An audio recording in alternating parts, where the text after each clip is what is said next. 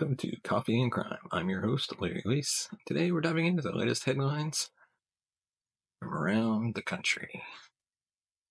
But before we do that, don't forget you can find us on Facebook, Instagram, Twitter, and TikTok. Just search True Crime Never Sleeps. In our first headline, the polygamous cult leader Warren Jeffs' daughter has broken free from the cult and has claimed that the false prophet abused her. It was New Year's Eve 2014 when the daughter of polygamous cult leader Warren Jeffs finally broke free. She spoke to Fox News, saying when she stepped out, she remembered thinking that she should have left sooner. The mother of 7 is coming forward in a new A&E docuseries, Secrets of Polygamy, which explores extreme polygamous groups across the country. It's going to feature sit-downs with one of Jeff's former wives and former members and investigators. Jeffs, who's now 68, was sentenced in 2011 to life in prison after his conviction on 2 counts of child sex abuse in 2017. It's been really important to me to give a voice to the young girls who have been sexually abused. Polygamy is a legacy of the early teachings of the Church of Jesus Christ of Latter-day Saints. The mainstream church abandoned the practice in 1890 and now strictly prohibits it. Jesus Christ of Latter-day Saints broke away from the Mormon Church and was formed so that members could continue practicing plural marriage. It was headquartered on the Utah-Arizona border. Jeff's father, Rulon Jeffs, took power in 1986 and ruled until he died in 2002 at 92. He left behind an estimated 75 widows and 65 children. Following his father's death, Warren Jeffs took over as the group's prophet. In the FLDS, it is believed the prophet can speak directly to God and direct which males can enter heaven. The prophet can also perform marriages and assign wives to their husbands. In pleasing the prophet, loyal members are rewarded with more wives who belong to their spouses for eternity. Members believe that each man must have at least 3 wives. Blackmore said in the interview, quote, "I think as a child you don't realize when something's bad all the time. I think for a lot of us that's how it was. I felt protected from the world. I was taught that the outside world was wicked."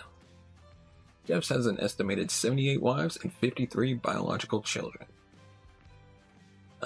Blackmore continued to say, quote, "We had to wear sleeves to our wrists and long dresses. Our hair had to be braided a certain way. And there were the continual teachings of polygamy where there was a leader, one man, and you never questioned him.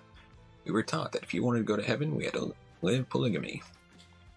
We had to have sisters, wives, and marry a man we were told to marry, not who we wanted to choose. All those restrictions were accepted because that's all we knew." In the series, Blackmore claimed Jeff sexually molested her when she was 8 years old. She noted that women and girls couldn't express anger or jealousy without enduring punishment. Instead, they had to be sweet. At 18, Blackmore was forced into an arranged marriage. Her husband already had 2 wives. They met for the first time on the day before their weddings. For years, Blackmore wondered what life was like in the outside world. She feared that her 5 children would endure the same abuse she did. When one of her younger sisters confessed that she was also molested by Jeffs, Blackmore had enough. Blackmore and her children managed to leave the compound in secret.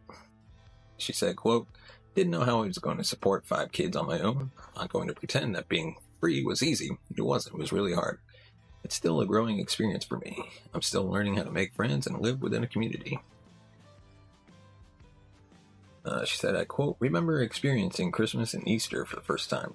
We never got to celebrate these things. I also wanted my children to celebrate their birthdays. I wanted to exchange gifts. I wanted them to go to a school and meet all kinds of people. I wanted them to experience what it was like to date. I never got to experience any of those things. There were so many firsts we didn't have in a cult." 2006, Jeffs, who was on the FBI's most wanted list, was arrested during a routine traffic stop near Las Vegas. He was booked on 2 out-of-state warrants issued in Utah and Arizona on charges of unlawful sexual conduct with a minor and rape as an accomplice. According to prosecutors, Jeffs engaged in sexual abuse with 2 girls ages 12 and 14. A key piece of evidence against Jeffs was an audio recording of him instructing his spiritual bride, as well as several other girls, on how to please him sexually. In 2007, Jeff tried to hang himself in a Utah jail. He was force-fed in an Arizona jail in 2009. Then in 2011, he was sentenced to life in prison. That same year, he was put in a medically induced coma after fasting behind bars. Some followers of FLDS still consider Jeff to be their prophet and that he was wrongfully convicted. But over the years, the group has lost hundreds of members who either left or were cast out. Now on to our next topic. The famous Paralympian Oscar Pistorius has now been released from prison just 3 years early. South Africa's former Paralympic star Oscar Pistorius is finally tasting freedom after nearly a decade behind bars for murdering his girlfriend. He shot his girlfriend multiple times through a bathroom door in 2013, claiming he mistook her for a burglar. However, the former professional sprinter was found guilty of the crime and sentenced to 13 years and 5 months. After serving 10 years of prison, Pistorius was released on parole with strict conditions. In arrangement, the victim's mother welcomed but stressed that no punishment could ever fill the hole of her daughter's absence.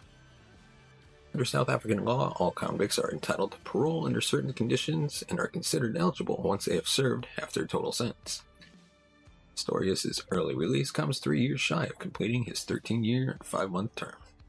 Leaving his prison cell did not automatically grant the double amputee athlete complete freedom. As we mentioned, he will live under strict conditions with much of his time spent indoors until his sentence expires in 2029. For specific hours of the day, Pistorius will be confined in his home where he is not allowed to speak to the media or consume alcohol. He must also attend therapy to deal with issues relating to gender-based violence and anger.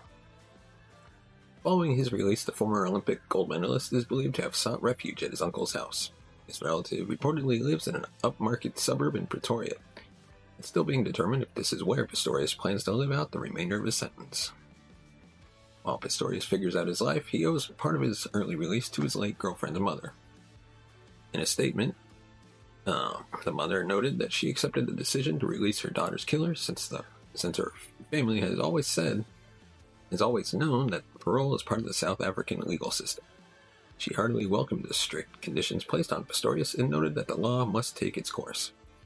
Despite accepting these terms, June stressed that nothing could ever make her daughter's absence right. In her words, quote, "Has there been justice? Has Oscar served enough time? There can never be justice if your loved one is never coming back, and no amount of time served will bring our daughter back. We who remain behind are the ones serving a life sentence." She continued saying, quote, "My only desire is that I'll be allowed to live my last years in peace, with my focus remaining on the family foundation to continue Reva's legacy." Before his release, the South African Department of Correctional Services announced that Pistorius would be granted parole in November 2023. They noted that he was released early after parole board reviewed his case. They dropped the news via a statement on social media, saying the Department of Correctional Services confirms parole placement for Mr. Oscar Pistorius effective January 5th, 2024. The Correctional Services Department stressed the importance of parole placement as part of the rehab program to deal with offending behavior. They also noted authorities would keep an eye on Pistorius until he finished his sentence, saying, quote, "Mr. Pistorius will complete the remainder of the sentence in the system of community corrections and will be subjected to supervision in compliance with parole conditions until his sentence expires." The news evoked fan sympathy, with many calling for Pistorius to be released sooner. Some were saying, "Let the man go. Why are you still keeping him until January?" Someone also commented, "He served his time. Now he can go back to running, continue his career, get a new girl, have a family, life goes on." Additionally, sources noted Pistorius' parole conditions included therapy because his late girlfriend's mother had expressed concerns about his huge anger issues. In a letter to the parole board, June, the girlfriend's mother, noted she was worried about the safety of any woman who would encounter her daughter's killer after his release. And now on to our next topic. Very interesting topic. The Ukrainian orphan Natalia Grace continues to deny a plot to murder her American adoptive parents, who believe she's masquerading as a child.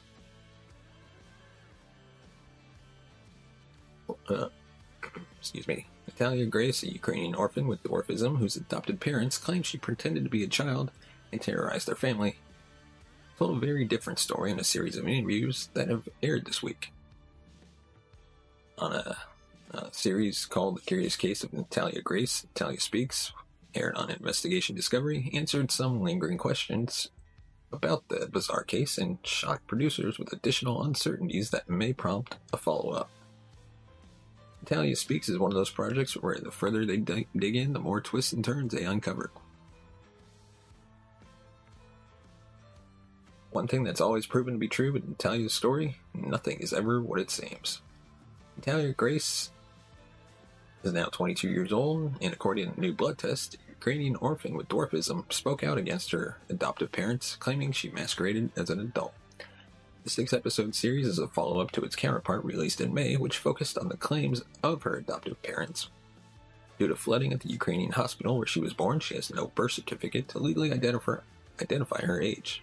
Adding to the confusion, FBI Special Agent Kenneth Maxwell told producers the judge who handled the girl's adoption proceedings was later terminated for corruption. Go figure. Natalia's birth mother, Anna, said in interviews that she gave her daughter up for adoption due to her disability. The Indiana couple adopted Natalia in April 2010, believing she was a 6-year-old. But after 6 months of alleged strange behavior, parents claimed they began to suspect that her daughter was an adult woman scamming their family. Natalia has a form of dwarfism, giving her a small frame that left her true age a mystery without medical testing. According to the earlier docuseries, Natalia hoarded knives, placed thumbtacks facing upwards so the family would step on them unwittingly, and at one point attempted to poison her adopted mother with pine sol.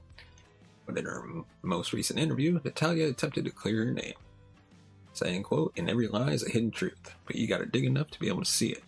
They're not going to get away with this. This is my side of the story. Do I look like a monster to you?" The family successfully petitioned a court in Marion County to change Natalia's birth year from 2003 to 1989, making her legally 22. They moved her into an apartment in Lafayette, Indiana, according to the documentary, and moved with their 3 biological sons to Canada. There, neighbors noticed that the new renter struggled with everyday household tasks and often went hungry.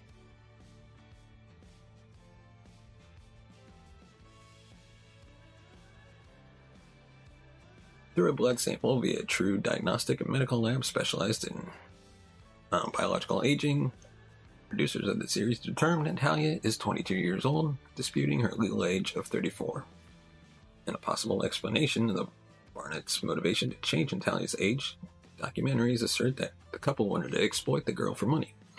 Their son Jacob inspired Christine Barnett's book about raising her son with autism and his academic achievements, which earned a $600,000 advance and had a pending movie deal, according to the documentary. But when the girl was tested and found to be of average intelligence, legal expert hypothesized in the series that the couple plotted to have her removed from the home. Natalia was committed to LaRue Carter Indiana Mental Hospital in June 2012, but the facility quickly determined she wasn't mentally unstable.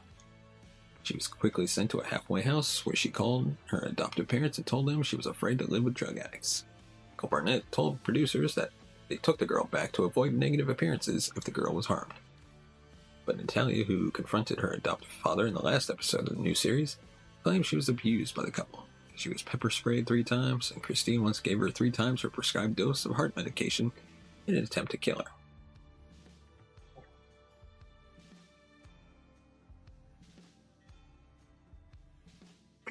2 weeks before the series was slated to air and 6 months after they formally adopted her, the couple made a frantic call to producers, saying, quote, "Something ain't right with Natalia."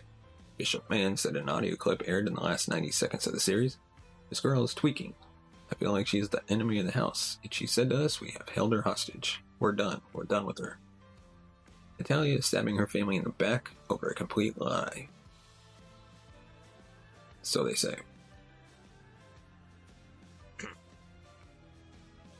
The Curious Case of Natalia Grace is available for streaming via HBO Max and Discovery Plus. And now on to our next topic.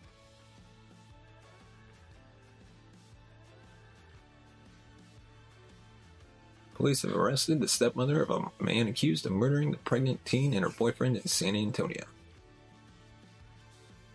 1 week after her father and son were arrested in connection to the double homicide of a pregnant teen and her boyfriend, the San Antonio Police Department announced a third arrest of a woman believed to be the suspected shooter's stepmother. Earlier this month, Christopher Ray Preciado was charged with capital murder in connection to the death of Savannah Soto and her boyfriend, Matthew Guerrero. He is also charged in separate cases with abuse of a corpse and with altering, destroying, concealing a human corpse. His father, Ramon, who was brought out in a perp walk just before his son, was charged with abuse of a corpse after allegedly helping his son discard the vehicle with a couple of dead bodies inside. He's also charged with altering, destroying, concealing a human corpse, per his court records. Now, Myrta Romanos, who lived with the father and son, has been arrested and charged with 3 felonies: abuse of a corpse, tampering of evidence, and altering, destroying, or concealing a human corpse. Tossed towel seen in video surveillance footage suggested a third person's involvement in the capital murder case. Wearing a baggy black t-shirt and red pajama pants, Romanos kept her head down as police officers escorted her through a gang of reporters asking questions in English and Spanish. She was quiet as she ducked into the back of an SUV and driven away from the police station. Soto was first reported missing in Leon Valley, Texas by family December 23rd, after the overdue mother missed her induction appointment, according to police in her previous missing persons report. Investigators located the couple's missing silver Kia Optima at an apartment building parking lot on Danny K Drive in San Antonio the day after Christmas. Police found Soto and Guerrera inside, both shot to death. San Antonio Police Chief William McManus said earlier in the investigation, evidence suggested that the shooter had pressed a gun to Guerrera's head, then pulled the trigger, according to the chief. Police have said the couple's execution-style death seems to be linked to a botched drug deal, although they have provided few details of the alleged transaction. Romanos told police that the gun used in the couple's shooting belonged to her. Last week, Washington Moscow of the San Antonio Police Department said at a press conference that the father and son were the only suspects they were looking for.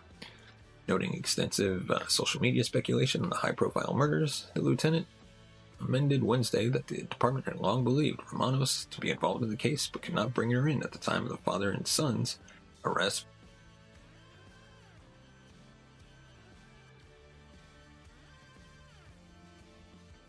That placed Romanos in the black pickup truck allegedly used by the family in the commission of the crime. None of the 3 suspects have pleaded to the charges per their online court records, and a series of pre-hearings have been slated for each one. Christopher is scheduled to next be in court February 5th with a charge of capital murder involving multiple people. Both father and son will be in court the following day on other charges. Romanos, per her online records, has 3 separate pre-hearings slated beginning January 30th. And now on to our next topic.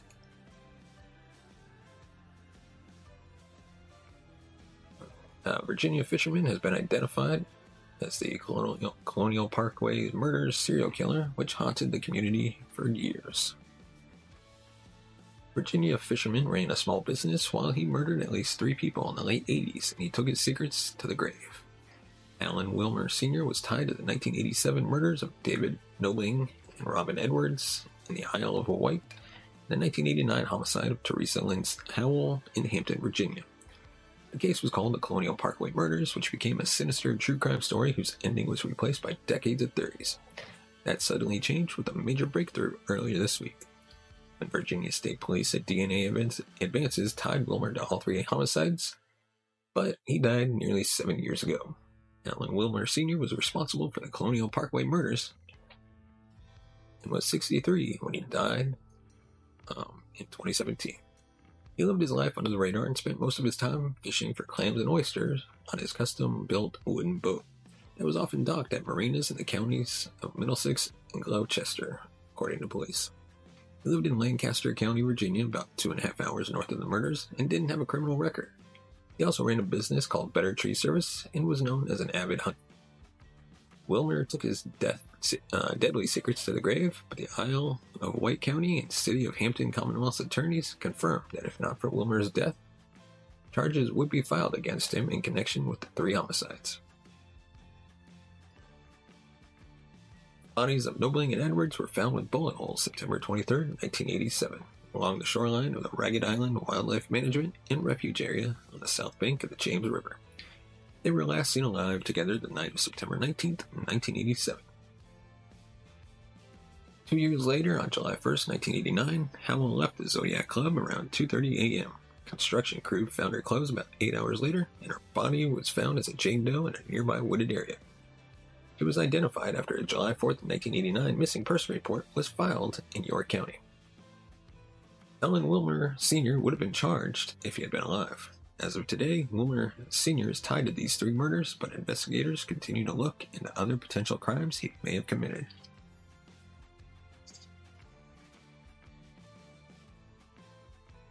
Law enforcement released photos of Alan Wilmer Sr.'s vehicles as it continues to investigate other potential crimes he may have committed.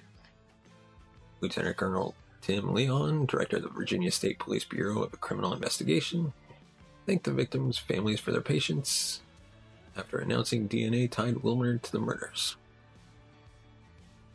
Wilmer was 5'5", muscular, and weighed about 165 pounds. He had sandy brown hair, blue eyes, and would sport a close-cropped beard.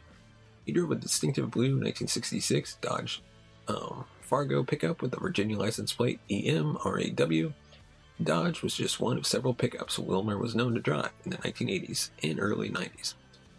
Anyone who may have worked with Alan Wilmer or hunted with him, farmed oysters and clams with him, docked next to him at marinas in the Northern Neck, Hampton Roads, or Middle Peninsula areas, or hung out with him, are encouraged to contact the FBI by calling 1-800-CALL-FBI. Anonymous tips can be sent online at tips.fbi.gov. And you can also reach out to the Virginia State Police by emailing at questions@vsp.virginia.gov. And that is all the headlines we have for this episode. Let us know your thoughts on the headlines we've discussed. Give us a thumbs up if you like our video. But before we do that, we'd like to thank our sponsor, Birch Gold. In an ever-changing financial world, securing your future is crucial. Birch Gold Group offers that security. They've been trusted in precious metals and specialize in helping you diversify your portfolio. With gold and silver, you can safeguard your savings against market volatility. Join the thousands who have found peace of mind with Birch Gold's expertise. Their dedicated specialists can guide you every step of the way, making investing simple and secure. Birch Gold Group is your partner in precious metals investing. Secure your future today. Use the link in the description. You can get a free info kit. And of course, please give us a thumbs up if you like our video. Hit that subscribe button, the bell notification button to be notified of future videos, and leave a comment in the comments section below, whatever you want to say. And of course, if you want to support the channel even more, you can buy us a coffee at buymeacoffee.com/TCNS. Your support helps the channel grow, upgrade our equipment, bring in new hosts, be able to pay them, and one day take this show on the road. So as always, thanks so much for watching and listening.